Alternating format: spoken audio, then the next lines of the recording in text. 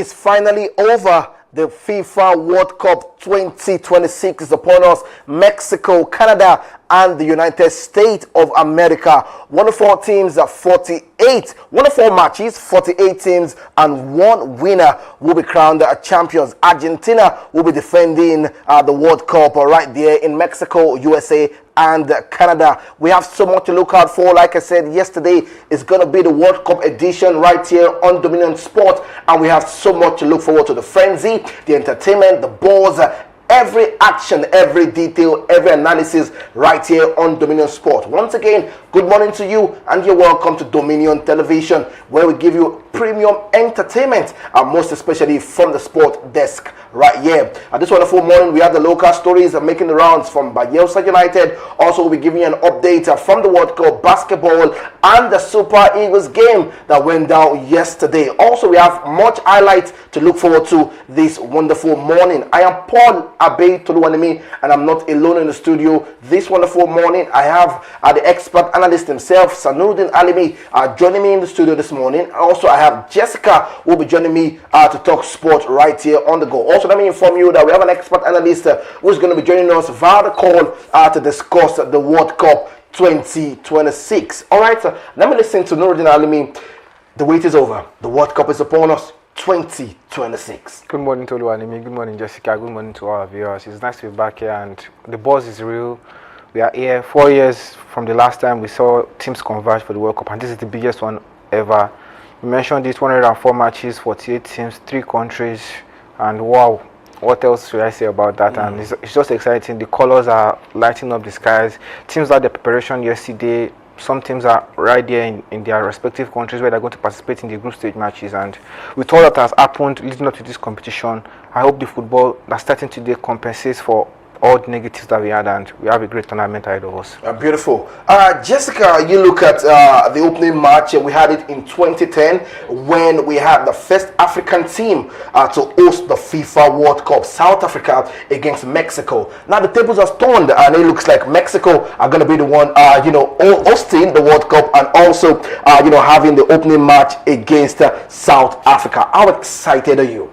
Good morning, everyone. Good morning, Toluwani. Good morning, Nuruddin, and also to the viewers. Also, it has been an amazing time that the World Cup is upon us. Like, this is the time where nation unite to speak, and also to view the beautiful game of football. Like you said, Mexico against South Africa is going to be an interesting one, because if you look at both teams, even if Mexico's are the one hosting the game this year, also you can see that both teams are more like, okay, South Africa, even though some African countries are not going to be supporting South Africa at this moment based on the xenophobia things going around. But it is one of those things that you see that, okay, it's kind of like history rewriting itself, but in a reverse way. But so it's also an amazing time, because Mexico are from, like, their last game, the 5 last game, they won 3, drawing 2, and also South Africa have not been on recent run. Good form. They have drawn 2, lost 3. So I think for South Africa and Mexico, it's going to be heading in a type of a draw. I'm seeing like a 1-1 draw between the two. Yeah. Beautiful. Jessica's already giving us the predictions already. She's wait for it. Just like the cat of the bag. It's going to be an amazing time for watching out for the World Cup. It's the World Cup, and it's the World Cup, definitely. Yeah, both teams. Yeah, I want to see News downstairs. Yeah, those are things I'm looking forward to. They're going to bring their Amapiano celebration. I'm not supporting South Africa, though, not because of the xenophobia thing, but I'm just here to enjoy football. My country is not there. I want to see 48 teams compete for the biggest prize in world football, and that's the biggest thing in sports. Yeah. You can't argue with me. Everybody is looking forward to this, and like we've mentioned earlier, this is the biggest ever. We want to see how the teams and FIFA are going to come out with their delivery, because we've had the balls, we have several talks and all surrounding it. So it's just exciting, and I'm looking forward to it, most especially the opening ceremony that's going to happen before the match as well. The carnival-like experience, what are they going to give us? And I think it's going to be in Mexico. So let's see what happens, and let's dissect all what we have on the show for them today. Right, beautiful. Definitely, the opening game is going to be in Mexico. But before we dive straight into the water. And today, I want to bring to pass what I said, and I told them when we had the Governor's Prosperity Cup, that it was not a threat. All I wanted them was to make sure that they do not go on relegation. But now that they have gone on relegation, Bayelsa United Club is hereby disbanded. Board has been disbanded. The coaches are hereby sacked. An interim body will be announced in the nearest future to reorganize Bayelsa United. And Bayelsa United will be reorganized. New coaches will come on board to ensure that in the next football season we gain our promotion back to the Premier League. So all coaches, all board members and players are affected by this order. Everything, every property in their possession should be handed over to the Honorable Commissioner, Ministry of Sports Development.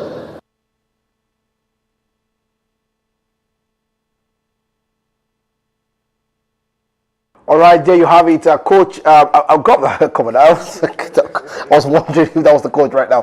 Governor Diri giving us an update already from the camp of Bayelsa United, and you're wondering where we're at this point in time. Sanuruddin Alimi, we don't get the word sack in football term, most especially when it concerns players and all staff management. We can understand that the coach has been sacked. We get that in senior clients, but when you dissolve all the players and all. Now, my own question right now is, hope on the contract you have paid all of them their fees that was tabled on the contract. If only they don't have a contract. Sanuruddin, this is what we get in Nigeria. So I want to start from the first question is, do those players and coaches actually have contracts written?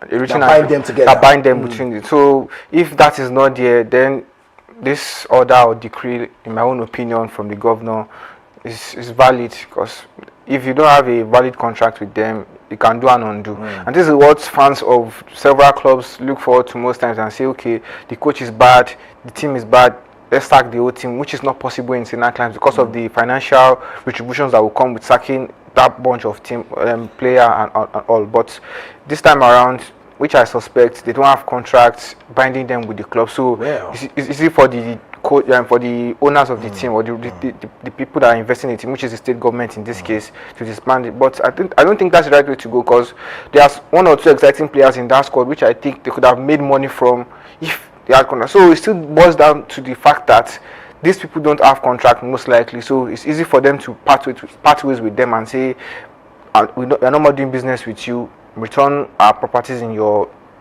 possession.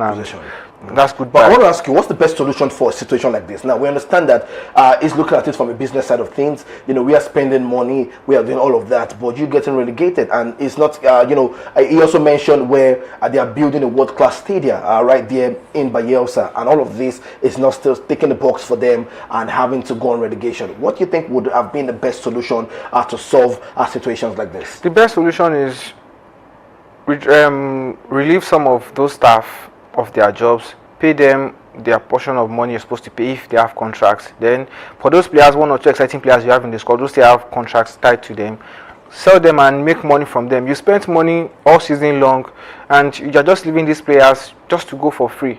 I don't understand the rationale behind that decision. Those who informed or advised the governor to go that route in taking the decision, but that's not the right way. The goalkeeper of the side is a young player. I think he represented the Super Eagles at the Chan tournament, and I think for the under 23 games, also I think he for one or two matches he was with the side as well. So I think that's an exciting player, and one you can make one or two investments from and recoup some of the money you spent during the season on. But beat that he's made now, the governor has said he doesn't want to see any of them again. That's the way he wants to do his thing. And for the stadium renovation or groundbreaking and all, that's not the effect. That's not the problem. It's not on the players. It's not on the players. It's not on the management. It's not on the management or the players. If the players and coaches can also come and say, if one or two things has also been provided for them, maybe they might have a different At the beginning of the season, they came to Lakers Salami Stadium and got maximum points. The first game. The first game of the season. So and that's to show you this side is not as bad as it. If one or two things are gone their way as well, maybe they will be in a different position at the end of the season. So that's not the right way to go. And for the Stadia, again, that's not on the players. And most teams should even are looking to move away from government-owned stadiums or stadiums. That's going to help the revenue of the club, because now when they make money from this stadium, they still need to pay a portion of the money earned back to the state government for renting that. So that's not on them. If you want to run your business properly, get private investors that would invest in the team, and private owners or people that would help ease the burden of investment of the club, of the government, and they'll be able to monitor it well and do things better. But stacking all players and board members and every other thing that has to do with Bayelsa United is not the wrong. And for the NNL season that is coming up very soon, how do you expect to bring a whole set of system together properly? You need to do trials, you need to work contracts, you need to look for players that work together and all. So I want to achieve the Premier League just in so I don't understand the rationale behind that, and I think the governor and those involved would come out days later on and give us a roadmap to how they want to bring up new set of players and new backroom staff that will help them achieve them of going back to the NPFL. All right, let me ask you, Jessica, quickly within just few seconds. Do you agree with Alimi saying that this is not the best way to go? And if you are sitting in the arms of a fear, what do you think you would have done better in situations like this? I mean, for a coach, for a governor, because now he's looking like a coach, for him being involved in this kind of thing, okay, he's a state-owned club, but it has to do with you retaining some experience, like people who know a way around this, not even packing all of them plus because when I read the news I thought, oh, maybe it was the board. I didn't know it was the crew member, but now packing all the players and also the board and technical coaches and everything, it creates a vacuum, because now looking at it, who are those who are going to reinstigate into the new system? Who are those that are going to put some push back to the to the state and make, because I get from his own point of view, it may be from a passionate state is talking from. They performed woefully bad at the last season, ending 19th in the table. It is not something for Mendable to do, but at the same time I'm looking at it from a direction. They should have used something called a plan, because this is just coming from a rational decision, if you ask me. All right. Come on, we're just open, just like Bruno just said. Let's see the roadmap that they want to apply going into the NNL season and how they want to get back into the MPFL. All right, we need to move quickly so that we can discuss the World Cup. I'm just going to drop an update that the Super 6 match day 3 result NWFL Premiership happened yesterday. Thank you so much, my producer. There you have it on the screen. Edo Queens against Abia Angels, 6-2. We have Rivers Angels against Bayelsa Queens, game ended 2-1. And FC Robo Queens and Nasarawa Amazons. We're talking about Nasarawa Amazons yesterday. And finally, FC Robo Queens now have a victory on their locker, 2-0. So Nuruddin, these are the results. Let's check the table quickly so that we can just discuss that. Edo Queens on 6 points, Nasarawa United on 6 points. We have Bayelsa Queens on 4 points. We have Abia Angels on 4 points. We have Rivers Angels on 3 points, and FC Robo Queens on 3 points. It's getting interesting at this point in time. Very interesting, and it's a different approach for the Bayelsa Queens. The coach starts the whole men's side of the team leading up to the match, and they took a cue from that. And girls, we can't lose this game, and they got the victory. That's a good one for them. They have 6 points on the board right now. That's 4 points. Bayelsa Queens have 4 points. 4 points on the board. I'm sorry, right now. And for FC Robo Queens, I said it yesterday. They are a side that did well during the regular season, and I don't think anything is going to stop them from getting maximum points against Nasarawa Amazons, and that's what they did yesterday. Maximum points, 2-0, kept a clean sheet. It's going to help the morale of the girls, and I think, like I mentioned yesterday, the the readmission of those players that represented the Super Falcons at the friendly games has helped boost the morale of the team, and that's what you want to see. Even though they are not yet fit to participate in the games because of the, but still you still help them, and they've gotten their first point on the board now, and they can build on that and see where they end at the end of the NWFL Super 6. Okay, beautiful. Quickly, you look at where we are right now. Jessica match day 3, Edo Queens on 6 points, Nasarawa Amazons on 6, Bayelsa Queens, Abia Angels, Rivers Angels, and FC Robo Queens. For you, how exciting is it looking right now after match day 3? It's exciting. When I saw the result against Edo Queens and Nasarawa Amazons, I saw 6-2. I was sure because I was like, Chioma Moses now is setting the pace for the Golden Boots. And it's still early days, but I know they claimed the National Amazons were the ones leading the point there. But now it is like a fist fight between the two teams. It's looking more like it, and it's getting interesting because FC Robo Queens now had their first win. And it was a clean sheet, and surprisingly, because this will be their first win this season, and it has been amazing things because you look at the table right now, you see Abia Angels, they are doing some they are sitting fourth on the league, so it's open, it's very open. Each team can take advantage of anything, so it's still early days, but I'm still seeing some changes and some things to look forward to in the end. Do you have a winner insight yet? No. I'm actually not doing winners right now. Why is it depends? No, because it's the early days, just like Jessica said. We just have 2 games to go. And there's 2 games to go, but let's just maybe the 4th game you can ask me what I'm going to pick. Okay, I'll ask you the 4th game. Definitely come back to that. All right, my producer just gave me an update that we have a call already. That is coming through from our expert analyst. But before we pick that, let's just discuss the Super Eagles game quickly, where the game ended 2 goals to 1. So, Nuruddin, I want to ask you your positive from that game for Eric Shields and some of the key players. You watched that game. Which player excited you? For me, it's going to be that man again, that is sitting at the left back position, Ben Wen, and exciting. It reminds me of Benjamin Fredericks, and I'm wondering, we have Benjamin Fredericks, we have Olaino, we have Bright Osai Samuel, and we have this young man.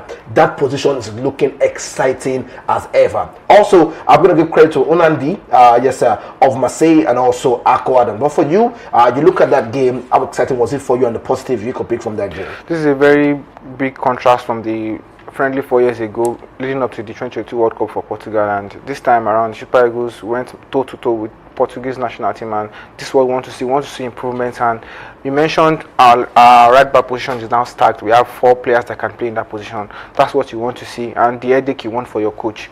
If you are not fit enough, you have to hit the bench or not even get the call-up. So, and at least you get 2 right back players for each national team call-up. So that's where you want to go, and now if you want to make the side, you have to sit up, and it's just not names anymore.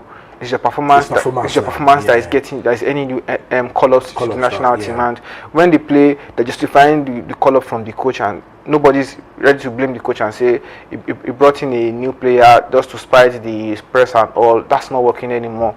We are seeing the output from those players that are included in the national team each and every time there's an international window. So that's a good one, and that's my positive from it. I saw it would be played to. He held the senior role as well. Yeah, all the caps. I don't know if you can have that. Yeah, the picture of it will be having that quickly. That's a milestone appearance for him. Century of performances for the Super Eagles of Nigeria. Kudos to him. He's done well over time. He's had his own fair share of the media backlash, fans pouring out on him, asking more from his performance, and he has stepped out to the game. He's one of the senior players in the team right now. In DD2, he showed his seniority, led his side very well, and Akko Adams, as usual, up front, it was fantastic as well, took his goal very well, and I think we don't have the problem of goal scoring anymore in the national team. No Ademola Lookman, no Victor Osimhen, and we are still banging in goals in the back of the net. So that's what you want to see. And yesterday we spoke about the philosophy of the team. The team is looking like an attacking side, and they keep the ball well. Everybody knows their position. Yes, we need to improve on 1 or 2 positions. Like our right wing forward is a little bit deficient right now, and I think the aging Moses Simon and Chukwueze need to find replacements for them as soon as possible, and not just replacements, players that will even be on the bench. Because if you don't have players to fall back on, that's why we'll still be hell-bent on bringing those senior players back into the team. So for me, it was a good outing for the Super Eagles. 1 draw against Poland and they lost to the Portuguese national. Yeah. So it's not bad, and we take positive from it heading into the next international break, which is the AFCON qualifier. So good one for Eric Chell and his boys, and looking forward to their subsequent international endeavors. All right. Before we discuss that, I just want to ask you quickly, Jessica, for Portugal, it's not becoming a worry for Cristiano Ronaldo. 3 games, no goals. Going into a competition like this, which started already today, what do you think this would, do for a player like Cristiano Ronaldo and, the Portuguese side? I mean, he's still the GOAT for some people, because if you look at him, this last concluded Saudi Pro League, which he won. You can't say because of his good route, you say maybe they should exclude him out, or maybe he should not start some games. But he's a big name. He's a name that is going to sell for this Portugal, because if his headers is, even if he's in his 40s but I see him still taking that step of leading this Portugal side. They have interesting players. You can see the likes of Vitinha, João Neves. So it's not something I could say is more worrying, because it's up to the coach to think about, okay, how he should instigate him to the starting level, how he should put him. So it's because of, I think they should manage his playing time, and I think that would give an advantage for the Portugal playing side. Even the preseason they have before this World Cup, I don't see it counting to his game. He can't just pull up some magic in few games, and he will do his thing. He's Cristiano Ronaldo for sure. Yeah. So he can do some magic if you permit him. So it's not about form is temporary, class is permanent. So players like he Cristiano Ronaldo perform. It's not about game time. It's about how the coach will also able to manage him and his team. All right, that's the update from the game between the Super Eagles of Nigeria. Big congratulations to Alex Iwobi for capping 100 and having to do it, against the Portugal. He spoke saying he wished that he would have done that with, Nigeria at the World Cup, but that didn't happen, and he's going to do it. He has done it already against Portugal. Big congratulations to him, and also the Super Eagles of Nigeria. Players can have so much rest. All right, it's time to discuss the World Cup, because this is upon us already. And I want to make sure, do we have Olushola Victor on the call right now? All right, good morning to you, Olushola. All right, while we try to expect, that update from him, my producer will be doing that shortly. Let's start off with how excited are you for the World Cup. Quickly, let's look at the group stage. We have 48 teams, 104 matches. Now, Sanuruddin, I've just been thinking in my head how this group stage was made, and you look at some groups, there you have it. FIFA World Cup 2026, we have Group A, where we have Mexico, South Africa, Korean Republic, and Croatia. In Group B, we have Canada, we have Bosnia-Herzegovina, we have Qatar, and we have the Netherlands. We have in Group C, Brazil, Morocco, Haiti, and Scotland. In Group D, we have USA, Paraguay, Australia, and Turkey. In Group E, we have Germany, Curacao, Cote d'Ivoire, and Ecuador. In Group F, we have the Netherlands, Japan, Sweden, and Tunisia. Also, in Group G, we have Belgium, we have Egypt, we have Iran, and we have New Zealand. In Spain, in Group H, we have Spain, Cape Verde, Saudi Arabia, and Uruguay. In Group I, we have France, Senegal, Iraq, and Norway. In Group J, this is long right now, we have Argentina, Algeria, Austria, Jordan. In Group K, we have Portugal, Congo DR, Uzbekistan, and Colombia. And the final group, Group L, we have England, Croatia, Ghana, and Panama. It seems we have Olushola on the call. Hello, Olushola, good morning to you. Good morning, Radio Park. I greet you especially, man. Okay, good morning to you, my brother. How excited are you? The World Cup is upon us already. It's USA, Mexico, and Canada. Honestly, I'm excited. I would have been very excited, but our home nation apparently fails to qualify. So the excitement is not really as much as it should be. As you being Nigeria qualify for the World Cup, I would definitely say I'm very excited, but not so excited, I must say. But yeah, I'm looking forward to watch some amazing games of football, for the next 1 month. All right, let me ask you, Olushola, quickly. We have had so much buzz about the World Cup, most especially in USA. It's been discussed back and forth. The Iran situation, the best referee from Africa, Gianni Infantino, has said so much yesterday that they are trying to make sure things go well. But for you, all of this, do you think we're still going to enjoy the frenzy of the FIFA World Cup? Yes. First off, football is a beautiful sport.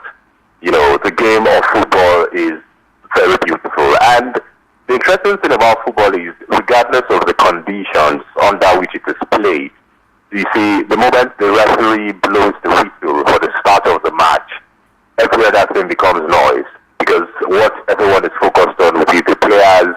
Everyone is looking at their star players, looking at how their teams that they are supporting and rooting for would perform. So I do think, outside all of the noise that we cannot take away, by the way, it's still going to be an amazing tournament. But for players now, I think it's going to be a test of their character, because for a lot of them, except the United States of America, and maybe some other teams that have players that play in the MLS, which is actually, based in the United States, this would be a very, very huge test of how they can play under very intense weather conditions. Because as you must have heard already, and as you must have reported, there will be extreme weather conditions throughout this competition in the USA, talking about temperature rising as high as 33, 34 degrees Celsius, while the games are played. But yes, the games of the World Cup would be amazing. And I think we're going to witness some very, very interesting upsets.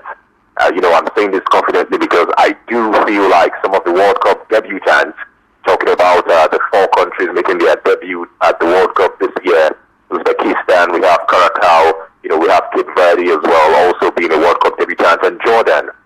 They would look to make a statement coming to this competition for the first time. So I feel like there will be some very interesting games and some shocking results. Dare I say, while the World Cup outplays, plays right in front of us right there in the USA. Beautiful. Olusola Victor, trust me, you're giving us so much frenzy right here in the studio, and I can see, Nuruddin, excited to hear all of that situation. I know he has so much also to, ask. But quick, let me just ask you, we have the first game that happened in 2010, South Africa, Mexico. Is a reverse game happening today between Mexico and South Africa. What do you think with all of these, how excited is it going to look like? What do you think the tactics will be, for Mexico, for South Africa, and who's picking up the first 3 points in the competition?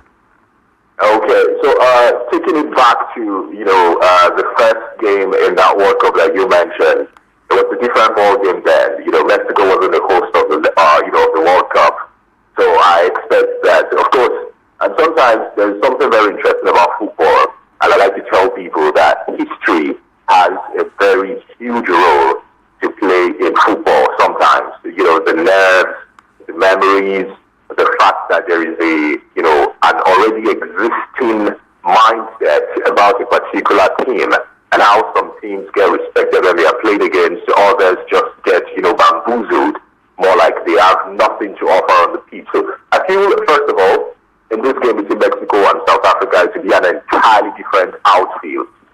First of all, Mexico is one of the host nations.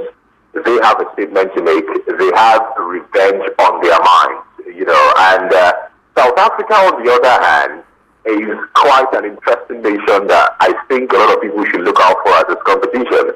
Because going into this competition, the way they qualified, they qualified ahead of Nigeria, while the Spurs of Nigeria were still struggling to clinch points. They were already qualified, done and dusted, more like they had it in them, that they wanted the competition more than Nigeria and other African countries that they had to struggle to qualify from. So I think South Africa would put up a very beautiful performance tonight. But do I think they will take all 3 points? Not necessarily, because I feel like Mexico, being the host, have the advantage. Apart from having the advantage, they have the crowd, right behind them right there. Not so many South African fans have made their way into Mexico to actually watch this game. So there's going to be a lot of things in play. It's not going to be a very even playing field for both, teams. But you would say to be even because they are both 11 on the pitch of play. But there I tell you that some things, how to talk about when you're at the Allianz Arena, when you're at the Anfield, the atmosphere is different, the result is almost predictable. So, and there I say the best South Africa will get today, 8 p.m., would actually be a draw. I see Mexico getting all 3 points, or at worst, taking a draw away from that particular game and sharing points with South Africa later tonight. All right, Olusola, I want to thank you for joining us. You're going to be joining us, through the World Cup phase right here on Dominion Sport. But let me ask you, what do you think would win the World Cup quickly? I think the country that will win the World Cup is the country that plays the most beautiful football and scores the most goals. Honestly, that's very political right now. I cannot teach my pen, but I hope you know. Maybe I need to remind you, only 8 countries have won the World Cup since 1930. 90-year-old competition, only 8 countries have won. And dare I say that the winner of this competition is amongst those 8 nations. You know, because winning the World Cup is not like playing the Champions League. It's not like playing the Premier League. It is a competition that is tightly packed. The stakes are higher because the conditions under which the games are played is quite different. You're playing games back to back. I mean, we have as much as 4 games in, on some match days.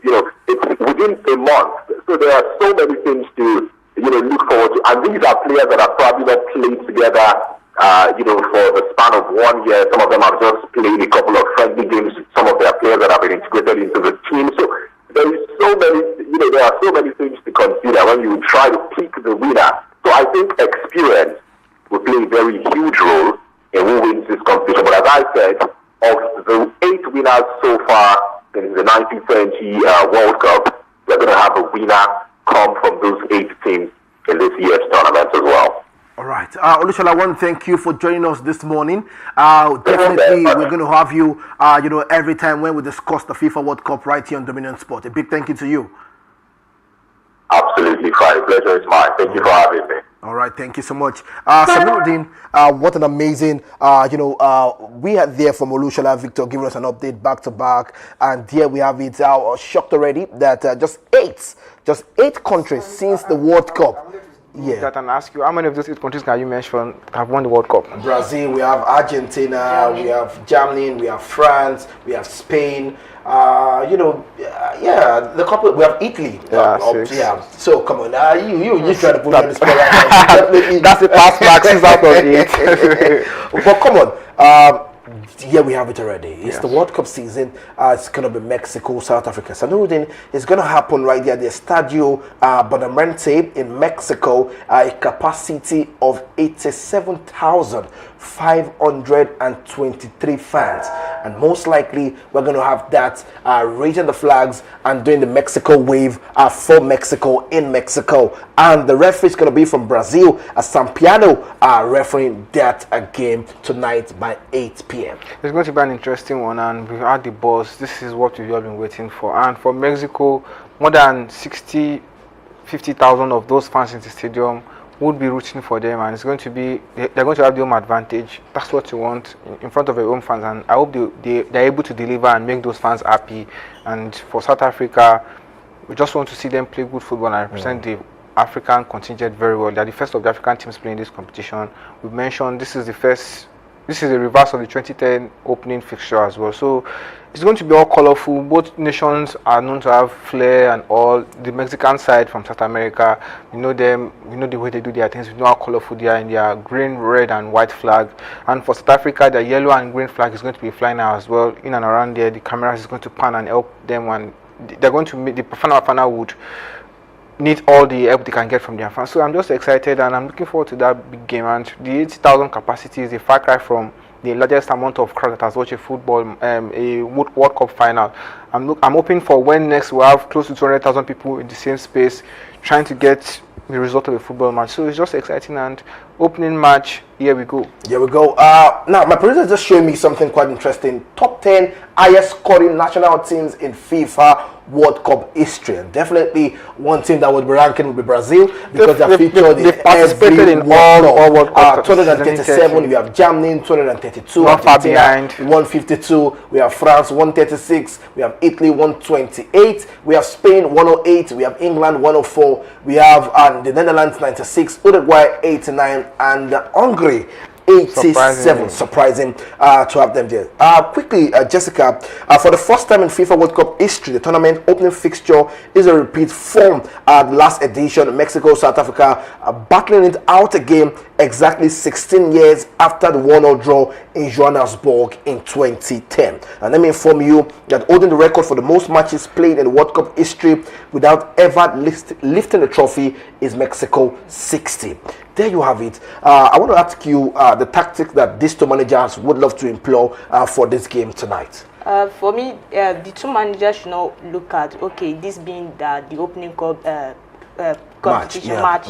They should not look at, okay, we should play beautiful football to entertain. Both teams should like keep their tactics intact, from defense to offense. They should know how to play and re-strategize, because subbing in, and also because we know there are new changes to this new FIFA World Cup. There are time wasting. Don't say, oh, because we are the hosting cup, or we should try to redesign some things. No, it should be looked at, okay, because Mexico being the most appearance team in the World Cup, I think they have more experience than South Africa, because like the last FIFA World Cup appearance for South Africa was back in 2010. So they have that I would say advantage of experience more than South Africa. But you cannot predict football. A shocker can happen. South Africa beating Mexico, and to open the floor for many more games, beautiful games to come. So yeah, it's good win-win for both fans and the club. Yeah. Okay, I want to ask you quickly, Sanuruddin, before we wrap up the show.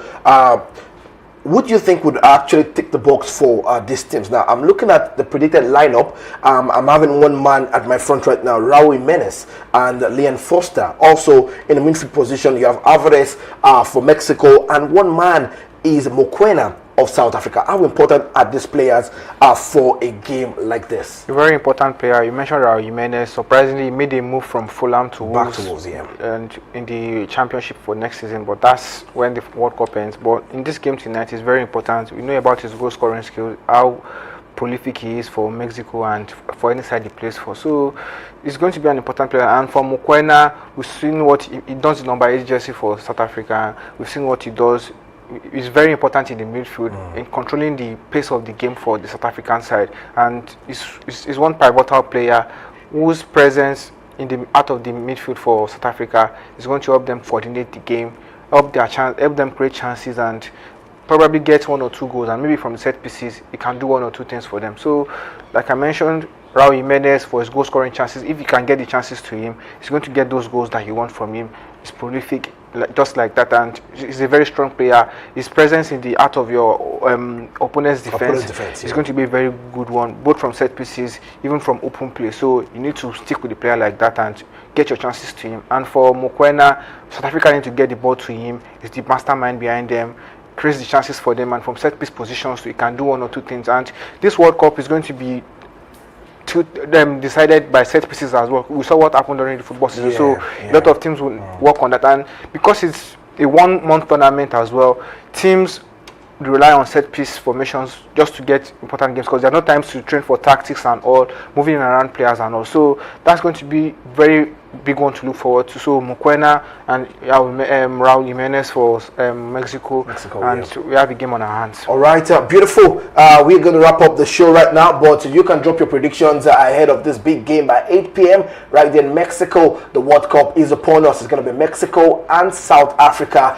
Yet again, a repeat of the 2010 World Cup in Johannesburg. Let me give you an update in the world of basketball that New York Knicks against San Antonio Spurs, 107-106, and we are going straight to game 5. Exciting time is upon us. We're about to wrap up the show, and this will say a big thank to the producer, we say a big thank to the crew, and we say a big thank to everyone that joined us on the show this morning. We're going to be live again tomorrow. Make sure you join us. We'll talk about the World Cup and everything exciting in the world of sport. I am Paul Abetoluwanemi. Till we see you again tomorrow. Stay blessed and enjoy the World Cup.